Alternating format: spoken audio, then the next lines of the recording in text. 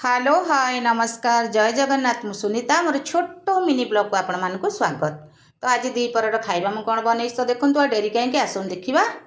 देखु केते छोट गांगुलाटी मु रोसई कर डिश टी माने देखु मु टेकी दौची केते छोट देखु ये तीन जन को आ भी पखाड़ अच्छे मुझे तो पखाड़ आज खाइबी से आज सब भी ये रांधुची आम तीन जन को पूरा आराम से हो जाऊँगी भात भी बलूनी आउ तो पखाड़ खाऊनी आउ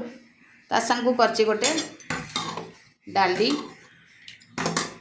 सांगू एटा गोटे कोबी झाल करची बंधा कोबी झाल गाजर कैप्सिकम पियाज आउ एवरेस्ट करी पाउडर लंका गुंडा हलदी गुंडा आउ मसला किछि पड़ीनी देखंतु मसला बटा मसला किछि पड़ीनी ये गोटे अच्छी कोबी झाल आउ ये हैला टिके कदली आउ आलू टिके चॉप होईची ता संगे भी अमृतभंडा टिके पड़ जाईची तापर ये हैला करमंगा और खजूरी खट्टा देखंतु केते सुंदर देखा जाउची केते छोट डिश रे मु रांधीची आउ एथेरे मु रुटी कर देईची राती पाइका आउ परटा भी कर देईची तो हटकेस रे अच्छी जदी तांकर इच्छा हो एथेरे रुटी भी मडई खाई परबे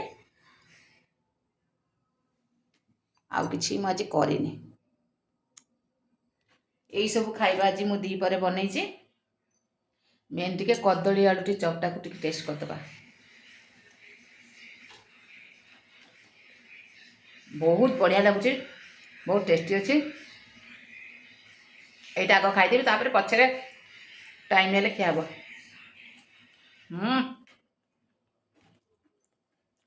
आपण को मो रोसई केम लगुच भल लगुच टी